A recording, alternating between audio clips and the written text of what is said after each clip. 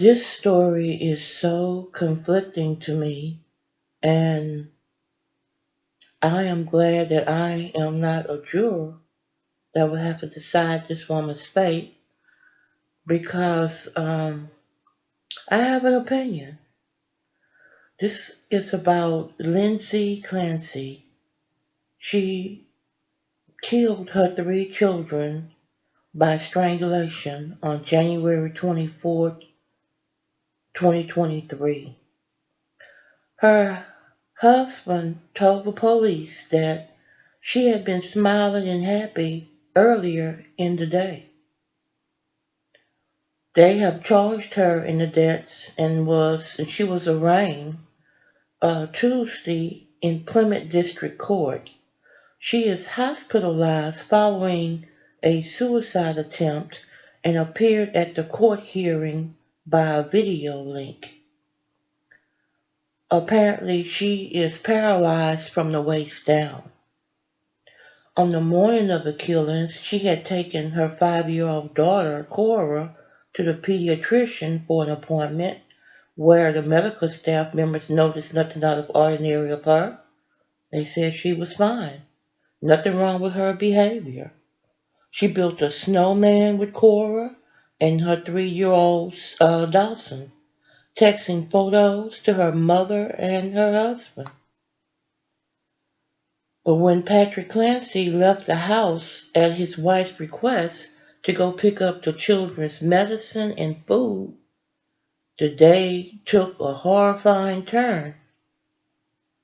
He returned home to find his wife lying in the backyard after having to attempt to die by suicide. A 911 call captured Patrick Clancy screaming in agony and shock upon stumbling upon the couple's 3 young children in the basement, strangled with exercise bands. God, this is just sad. Cora and Dawson was pronounced dead at the hospital that evening, and the 8-month-old Kaylin died in the hospital 3 days later.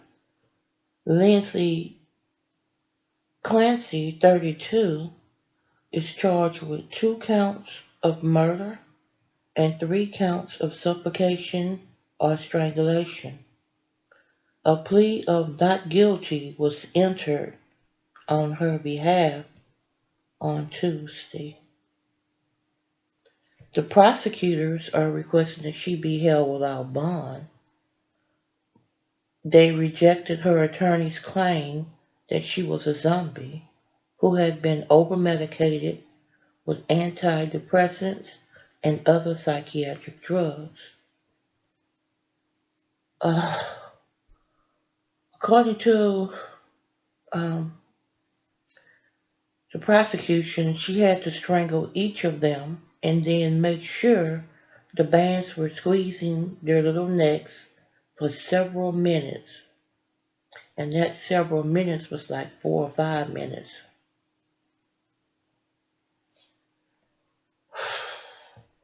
My Lord. Lindsay Clancy's first public appearance since her children's death um, was her in the hospital because she's paralyzed from the waist down. Her defense attorney, Kevin Reddington, said his client is paralyzed because of a spinal cord injury and a broken back and ribs she sustained during the attempted suicide. He said she remains under 24/7 suicide watch. He said that she's extremely emotional. However, she's unable and has been unable to express any happiness or sadness or cry. But her emotions were muted even before the deaths. He said that a month or two ago, Lindsay said, I just wish that I could feel something. On Tuesday from her bed, Lindsay spoke to the judge only once, responding, Yes, Your Honor, when she was asked whether she could hear him. She showed little emotion other than when she closed her eyes and appeared to wipe away tears after her attorney described, I'm sorry, after the DA described how her children died. The judge ordered her held without bail in the hospital for mental health treatment. It is possible she could be ordered to go home to confinement, adding that a hearing would be held before that could happen. This is so terrible. Her attorney said that she was suffering from postpartum depression and possibly postpartum psychosis, which is a rare condition in which hallucinations and delusions can alter people's sense of reality after childbirth, sometimes driving them to harm themselves or their children.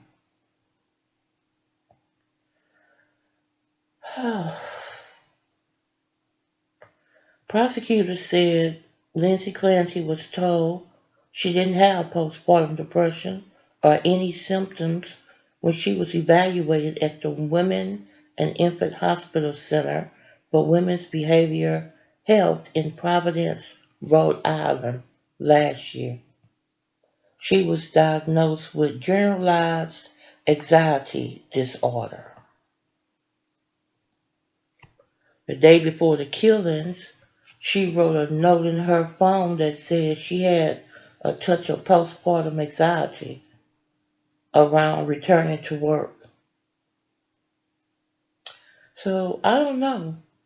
This is a sad story.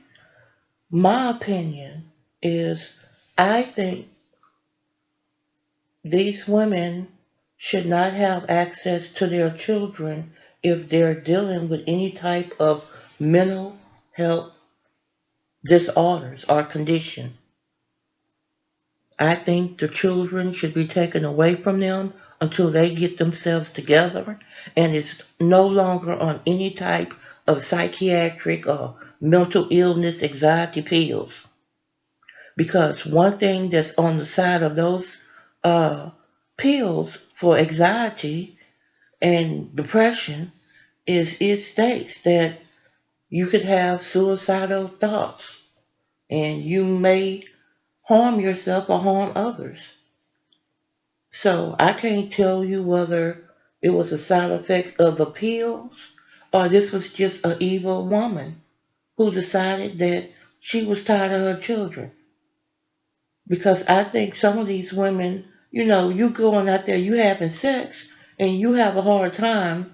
You have one child, and you're struggling with the one child, but the sex is so good that you lay there and allow your spouse or boyfriend to shoot up the club and create more children when you are already stressing and having a hard time with the one child. Now you got two, three, four, five, however many children, and you're depressed. These children come with a lot of work. A lot of people just want to say that they have children and they don't want to put the work in that's needed, that is required for these children. These children come with a lot of energy. You give up your life of what your normal routine is prior to you having children. You don't have that routine anymore. Now your life is surrounded by your children, their needs. So this is why I say I'm conflicted about this story. I don't know whether it was a side effect of the medicine or whether she just really heard a little voice that said to kill her children and kill herself. So here goes the rest of the story. Y'all drop a line down in the comments and let me know of your opinion because I'm conflicted with this as far as my opinion. Some of y'all women need to quit having babies. If you know that you're having a problem with your children, don't forget you can always take them to the fire department. You don't have to kill them. You can take them somewhere and drop them off. Get yourself together. If you're just tired of dealing with the children, let somebody know that you're tired. You're overwhelmed. So somebody can step in and help you. And quit laying up there continually having babies when you are already struggling with one baby or two babies. And you still out there making more babies knowing that you're not mentally capable of taking care of these children. Here goes the story. Is Ms. Clancy in a position that the two of you can hear me? Listening from a hospital bed, paralyzed from the waist down. For the first time, we are seeing the Duxbury mother who is accused of killing all three of her children. And for the first time, we are hearing what it was like when Lindsay Clancy's husband came home to discover the horror. The first thing he noticed was the silence. Prosecutors say he found her in the backyard after she jumped out of a window, but he didn't find their kids in the basement until he was on the phone with 911. At one point, he calls out, "Guys." He can then be heard screaming in agony and shock as he found his children. Prosecutors say Lindsay Clancy strangled all three of the children with exercise bands while her husband was out getting the takeout food she was insistent on ordering. And she used Apple Maps to make sure she would have enough time to strangle each child before her husband returned from where she had sent him. She even told her husband that she had suicidal thoughts. You think this is something that she's planning to kill these three kids? Her attorney telling the judge she was over-medicated for postpartum depression and anxiety. He says she was prescribed a dozen medications in 4 months and had just spent a week in a psychiatric hospital. The woman before you, who was a beautiful person, who was thoroughly destroyed by these medications. But prosecutors say the only time Lindsay Clancy mentioned postpartum psychosis was after the alleged murders, in a phone call to her husband one day before this arraignment. He asked her what voices she heard, and she said she heard a man's voice telling her to kill the kids and kill herself because it was her last chance. Welcome to Straddled Events. On this channel, we bring you the truth. Sometimes the truth is quite ugly, unbearable, and you just don't want to deal with it. But on this channel, you're gonna get it anyway. You are straddled the fence of good versus evil, right versus wrong. And on this channel, we're gonna tell you to do better. Please like, dislike, subscribe, and share the videos. Now let's go. On Friday, January 27th, 2023, using an erasable whiteboard because she was still temporarily intubated, one of the first questions that Lindsay Clancy asked was, "Do I need an attorney?" She knew that she had murdered her children, and she had the clarity, focus, and mental acumen to focus on protecting her own rights and interests. The following is a summary of the events that led to the murders of Cora Clancy, Dawson Clancy, and Callan Clancy. On the morning of Tuesday, January 24th, 2023, the defendant took her 5-year-old daughter, Cora, to the pediatrician's for an appointment. She interacted with a receptionist, nursing staff, and a doctor. There were apparently no issues with the defendant's demeanor or behavior as she completed the appointment and was allowed to leave with Cora without any issues or concerns. When she returned home, she went outside with Cora and her 3-year-old son, Dawson, to play in the snow. They built a snowman. The defendant sent photos to her mother and to the defendant, to her husband. She texted with them. Nothing in the text was out of the ordinary or any sign of any distress or trouble. Back inside later that day at 4:02 p.m., the defendant searched on her phone, Kids Miralax. She then searched at Takeout 3V via her cell phone at 4:13 p.m. Immediately after doing that, she used Apple Maps on her phone to determine how long it would take someone to drive from her home in Duxbury to 3V Restaurant in Plymouth. So she would know how long someone would be gone if they ran that errand. She next went on the CVS website at 4:47 p.m. and then called CVS on Summer Street in Kingston. She spoke to the manager of CVS and asked if they had the kids' Miralax. The manager told her no, but they had other similar medications. According to the manager of CVS, her voice did not sound slurred or impaired in any way. She had no trouble understanding the defendant, and it was a perfectly normal conversation. At 4:53 p.m., the defendant texted her husband, who was working in his home office in their basement. She texted, "Any chance you want to do takeout from 3V? I didn't cook anything. It's been a long day." This was an unusual request, as when the family ordered takeout, they'd usually go somewhere closer to home, but it was a place that they had been in the past. Patrick Clancy texted back yes, and then the defendant asked him to check the menu. At 5:06 p.m., the husband texted the defendant asking what she was going to get. She responded, "A Mediterranean power bowl." She spelled it correctly, and it was something that was on the menu. He then told her that he wanted the scallop and pork belly risotto. At 5:10 p.m., the defendant called 3V Restaurant to place the order. She got the order correct. She gave the correct name for pickup, Patrick. The hostess who took the call said there was nothing out of the ordinary about this call. She was able to understand the defendant, that her voice was not slurred or impaired in any way.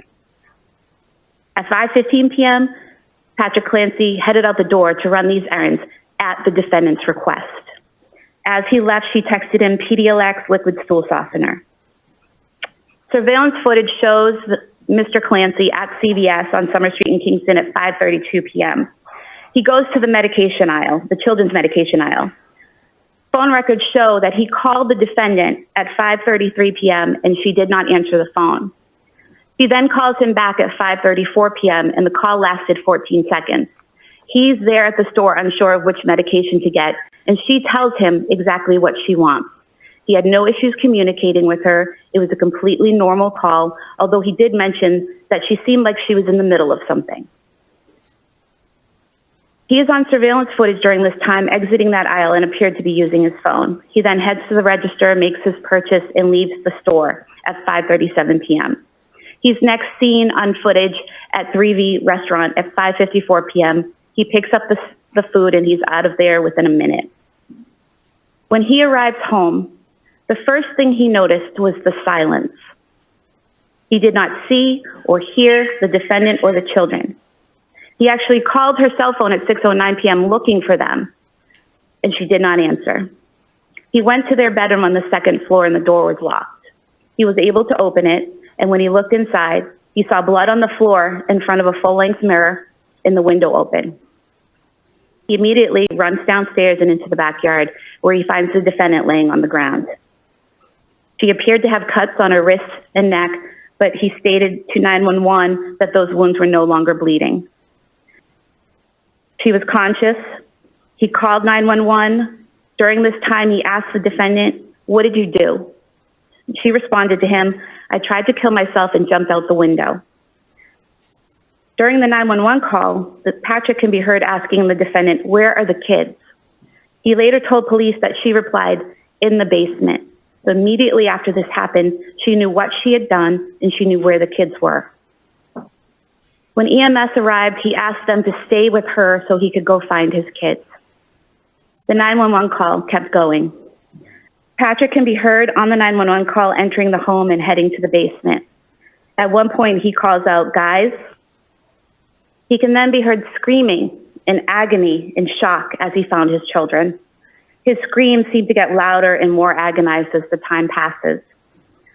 Cora and Callan were on the floor in the den area of the finished basement, which is to the left when you walk down the stairs, while Dawson was alone on the floor in his father's home office, which is to the right when you go down the stairs. Each child still had the exercise band that was used to strangle them tied around their necks when their father found them. Dawson and Callan were face down on the floor. Cora was on her side with her torso turned towards the floor. He removed the bands and begged them to breathe. He continued to scream uncontrollably and screamed for officers to come to the basement. The dispatchers are hearing this and they send help down to the basement. And when they encounter Patrick, he yells out, "She killed the kids." The police rushed the children to ambulances that brought them to the hospital. And unfortunately, Cora and Dawson were declared dead at the hospital. Callan was med-flighted to Boston Children's Hospital. Medical staff was able to restart his pulse, but not his brain activity. He was placed on life support for several days before passing away. The defendant was transported to South Shore Hospital and then to a Boston area hospital where she remains. She sustained several broken bones in her back and her rib cage. The police were able to find several notebooks in the defendant's home pursuant to a search warrant, and also notes on her phone that were similar to journal entries. In the months, weeks, and days preceding January 24th, 2023, the defendant meticulously detailed her daily activities, her children's lives, her mental state, and her medication use. Her writing was clear, precise, and articulate. She never indicated that she was hallucinating, delusional, or had disordered thoughts or speech. In all of her writing, she appears to know who she is, where she is, the date, and with whom she's interacted. She wrote a note on her phone the day before killing the children, stating that she had, quote, "a touch of postpartum anxiety," end quote, around returning to work. She wrote that her psychiatrist had prescribed medication to help her. The defendant was initially diagnosed, according to her husband, with generalized anxiety disorder. He was then evaluated at the Women and Infant Center for Women's Behavioral Health in Providence, Rhode Island on December 20th, 2022. There, after an evaluation, she was told in the presence of her husband that, by psychiatrists, that she did not have postpartum depression and that she had no symptoms of postpartum depression. She wrote in her journal that at times she had suicidal ideation in December of 2022, and she also told her husband that she had suicidal thoughts and on one occasion had thoughts of harming her children. But she did not write or voice those thoughts after a stay at McLean Hospital. When she had those thoughts, she consulted with a psychiatrist and with her husband, and then she committed herself to McLean Hospital on January 1st, 2023. She was discharged by the hospital on January 5th, 2023. And the hospital did not file any paperwork at that time attempting to have her committed as a danger to herself or others. She also kept meticulous and detailed daily medication logs in a diary that she wrote. She detailed that she had difficulties with each of the medications that were prescribed to her. And when she had issues with those medications, she detailed how her doctor had her stop that medication or wean off of it and then try something else. They were trying different medications to see what would work for her, what would benefit her. According to her husband, she was never on more than 4 to 5 medications at one time. And at the time of the murder, she was taking only 3 medications. And he said to the police that she always took the medications as prescribed. After her stay at McLean, the defendant appeared to be getting better, according to her husband. She slept well, interacted with friends and family. She went out with her kids and husband to places like the Kingsbury Club in Duxbury, the Charlie Horse Restaurant, the Museum of Science in Boston, the Cape Codder down the Cape, interacting with her family and the public without any apparent difficulties. She even stayed alone with the children on several occasions without any issues in January of 2023. Her husband asked her in mid-January, "Are you still having suicidal thoughts?" And she said no. The defendant's parents visited the family the weekend of January 21st, 2023. They interacted with the defendant in person. The defendant was able to run errands while her mom watched the children. She texted back and forth with her mother, and there was nothing out of the ordinary about these text messages. In fact, the defendant texted her mother on January 22nd, 2023 to ask how her ride home went. During this conversation, the defendant's mother wrote, quote, "Enjoyed seeing everyone this weekend. Nice to see you doing better," end quote. On the night of the killings, Patrick Clancy was interviewed by the police at Beth Israel Deaconess Plymouth Hospital. He told the police that the defendant was having one of her best days. She was smiling and happy, and there was no indication that she was going to harm the kids. No one at all described her as acting like a zombie in the days leading up to the murder or on the day of the murders themselves. On February 5th, 2023, this past Sunday at 1:35 p.m., while sitting with Dr. Paul Zeisel, the psychologist hired by defense counsel to evaluate her mental state, The defendant used Dr. Zeisel's cell phone to call her husband. She left a voicemail stating that she loved him. Yesterday, on February 6, 2023, at 10:09 a.m., she again used Dr. Zeisel's cell phone to call her husband. This time he answered, and during this call, the defendant stated that after he left the house that night, she killed the kids because she heard a voice and had, quote, a moment of psychosis, end quote.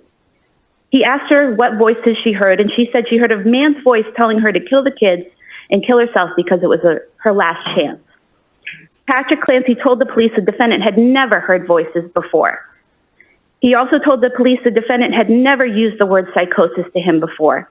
The first time she used that word psychosis was when she was with a doctor hired by defense counsel and using his cell phone. The defendant actually wrote a note on her phone on October 25th, approximately 3 months before this happened, October 25th, 2022. She wrote, quote, "I think I sort of resent my other children because they prevent me from treating Cal like my first baby. And I know that's not fair to them. I know that. I was feeling so depressed last evening when Cora and Dawson came home from school. I know it runs off on them, so we had a pretty rough evening.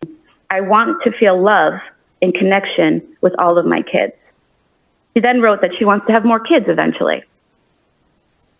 The children were killed by ligature strangulation. Ligature strangulation causes the victim to become unconscious anywhere from 10 seconds up to a minute. The more the victim struggles, the longer it takes. After the victim is unconscious, the ligature must be held in place with force, squeezing the neck for up to an additional 4 to 5 minutes to cause death. Therefore, she had to strangle each of them to unconsciousness and then make sure the bands were squeezing their little necks for several minutes. She could have changed her mind at any point during that time and removed those bands from their necks, and she did not. The defendant did not take advantage of the situation when her husband left the home that night. She created the situation, and she used Apple Maps to make sure she would have enough time to strangle each child before her husband returned from where she had sent him.